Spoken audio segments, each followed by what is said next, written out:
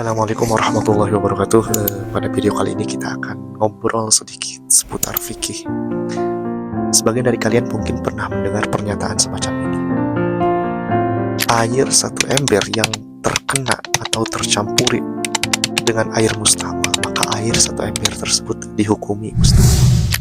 Apakah hal ini dapat dibenarkan?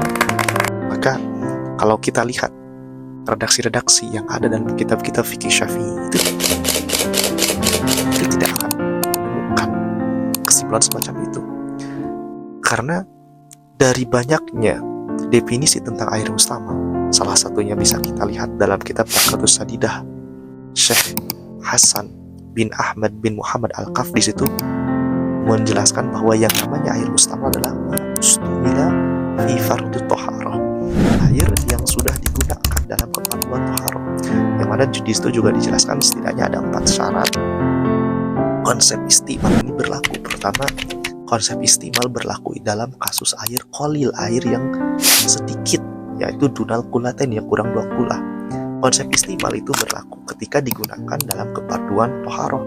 Ketiga, konsep istimal mulai berlaku ketika si airnya tersebut sudah terlepas dari anggota yang kita basuh. Dan keempat, konsep istimal itu berlaku kalau tidak ada niat iktirab, yaitu ketika kita memasukkan tangan untuk mengambil air. Nah, bisa dikatakan istimal kalau tangannya tidak diniati iktirab, tidak diniati sebagai siukan. Jika diniati sebagai siukan, maka konsep mustamal itu tidak akan. Yang jelas masih banyaklah syarat-syarat yang lain atau catatan-catatan yang lain mengenai mustamal. Nah, ketika kita udah mengetahui mustamal itu semacam itu, maka selanjutnya apa hukumnya air satu ember yang kemasukan air mustamal? Kalau kita lihat dari kitab-kitab fikih Syafi'i, itu air mutlak, air suci yang mensucikan. Ketika kemasukan air mustamal itu akan ada 2 kemungkinan. Pertama, bisa tetap dihukumi suci, mensucikan. Kedua, bisa dihukumi mutaghayyir takdiri. Nah, karena ada 2 kemungkinan, lalu selanjutnya bagaimana kita menentukan pada kemungkinan yang mana? Karena dalam realita air yang tercampuri air mustamal itu perubahan itu tidak akan terlihat secara indrawi. Akhirnya di sini dimasukkanlah pada kategori mutaghayyir, perubahan takdiri yang secara kira-kira. Mengapa dikatakan takdiri kira-kira?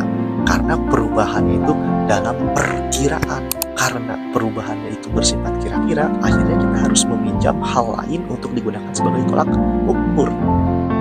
Di sini ulama sudah menentukan, untuk menentukan tolak ukur berubah dan tidaknya itu menggunakan, kalau dalam rasa menggunakan rasa 2, kalau dalam warna itu menggunakan warna rasa anggur, dan kalau dalam bau itu menggunakan bau ladan, semacam jenis minyak wangi.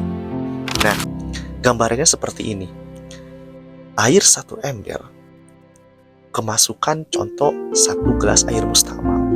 Nah, kita tidak bisa menghukumi secara langsung ini mutaghayyir atau bukan. Tapi kita harus mengira-ngirakan. Bagaimana prosedurnya?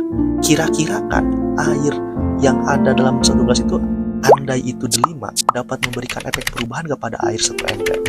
Dan andai air yang ada dalam 1 gelas itu adalah perasan anggur, itu dapat merubahkan warna air yang ada dalam 1 ember. Dan andai air yang ada dalam gelas tersebut adalah ladan, semacam minyak wangi, kalau tercampur kepada 1 ember air, itu dapat merubah bau dari 1 ember air tersebut gak?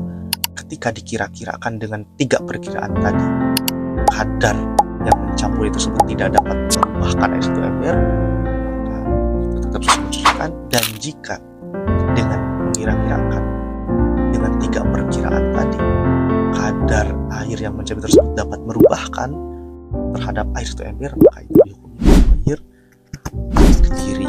Jadi itulah sekiranya kesimpulan yang mungkin yang lebih tepat mengenai status hukum air 1 ember yang terkena air mustamal.